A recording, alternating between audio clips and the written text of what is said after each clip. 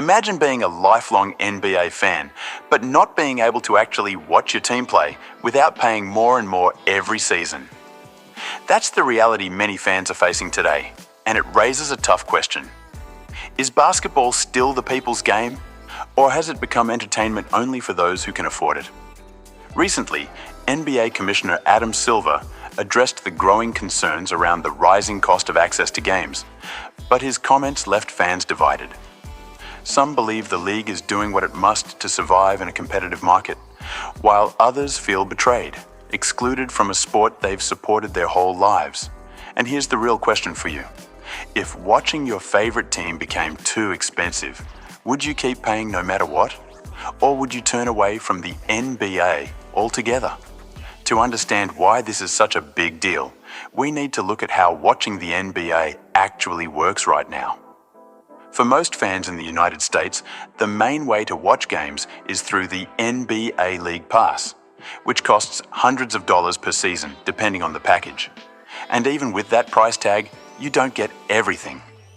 Regional blackouts mean that if you live close to your favorite team, sometimes you can't even watch their games live, even though you're paying for the service.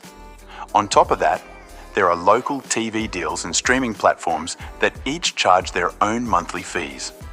Add it all up, and being a dedicated NBA fan isn't just a passion, it's a financial commitment. Compared to other sports in America, the difference is striking. The NFL, for example, has games broadcast nationally almost every week, which means most fans can follow their team without paying extra subscriptions. Baseball has its own blackout issues, but ticket prices and access are still more flexible.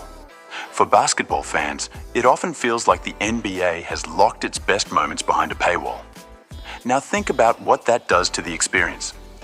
If you're a kid just starting to fall in love with basketball, but your family can't afford League Pass or multiple streaming services, how are you supposed to connect with the game the same way older generations did?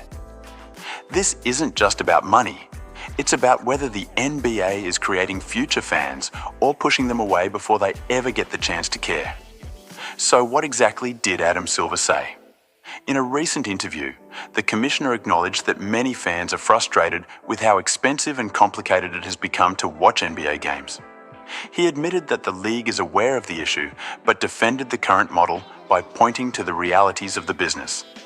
According to Silver, broadcasting rights and streaming deals are essential for keeping the league financially strong. And without them, teams couldn't afford to pay star players the salaries they command today. On the surface, that sounds logical. The NBA is a billion-dollar industry, and money doesn't come out of thin air.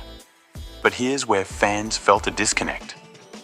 Instead of offering solutions or even showing empathy, Silver's comments came across to many as a justification for the status quo. It left people wondering if the league truly values its fans or if it only sees them as customers.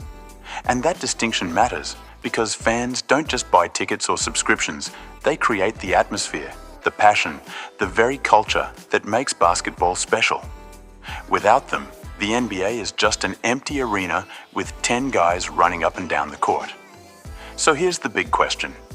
Should the financial health of the league always come before accessibility for fans? Or is there a point where the NBA needs to sacrifice some profit to preserve the spirit of the game? For the fans, this isn't just about money. It's about identity, community, and connection.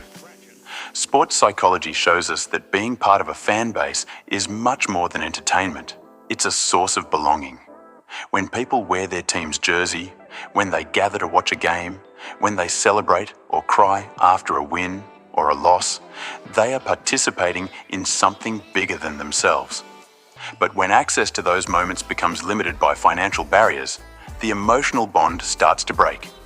Imagine being a teenager who falls in love with the game but can't watch live games because the subscriptions are too expensive.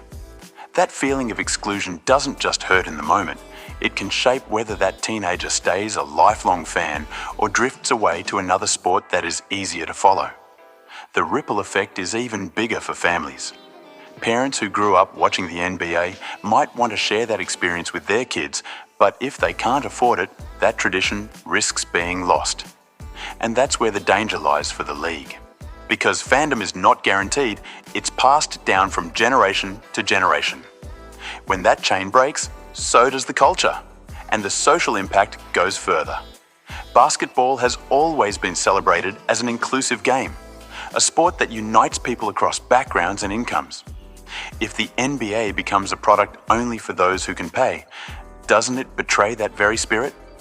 The NBA has built its reputation as the most global and inclusive league in professional sports. It prides itself on diversity, on social awareness, and on reaching fans not just in the United States, but all over the world. That's part of why basketball has exploded internationally. But when the league pushes more and more of its product behind expensive subscriptions and complicated streaming deals, it sends a mixed message.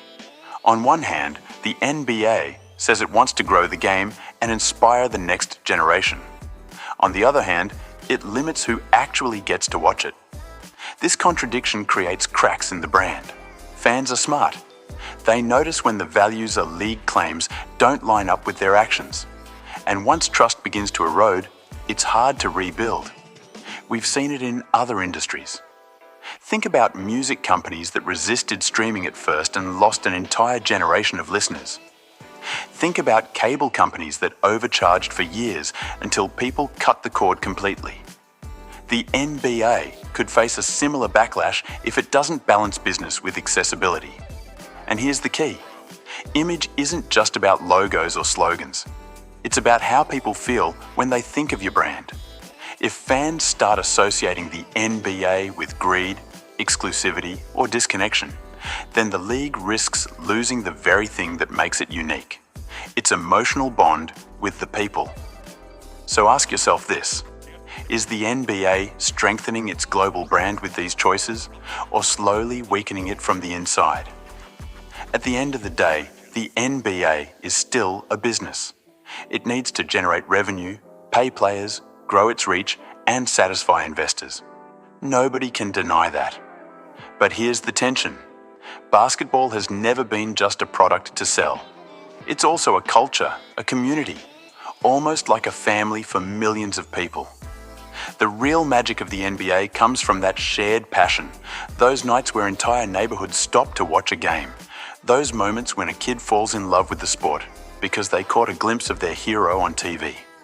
That kind of emotional connection is priceless, and when the league prioritizes short-term profits over accessibility, it risks breaking that bond. We have to ask, what matters more? Is it maximizing revenue streams right now, or ensuring that the NBA remains a unifying force for decades to come? Because if the fans start to feel excluded, the entire foundation gets shaky. It's like a team forgetting that chemistry wins games, not just talent on paper. The balance between business and community isn't easy, but it's crucial. Without the fans, there is no league. Without accessibility, there is no future audience. And without trust, the NBA brand becomes hollow. So the question lingers: will the league find a way to keep both worlds alive, or will it choose profits at the cost of its soul? So here we are, standing at a crossroads. The NBA is growing faster than ever, with international fans tuning in, digital platforms changing the way we consume sports, and billions of dollars flowing into the system. But that same growth is creating barriers that leave many fans on the outside looking in. And the truth is, no league can survive without its fans. The NBA has to decide if it wants to be a global entertainment machine for the wealthy few, or the people's game that everyone can access, no matter their income or background. Because accessibility is not just a nice add-on, it's the heartbeat of the sport. Now, I want to throw this question to you. Do you think the NBA should lower the costs and make games easier to watch? Or is it fair that prices rise as the league grows in popularity? Drop your thoughts in the comments. I'll be reading them all. And if you love diving deep into NBA issues like this, make sure to subscribe to the channel so you don't miss the next one.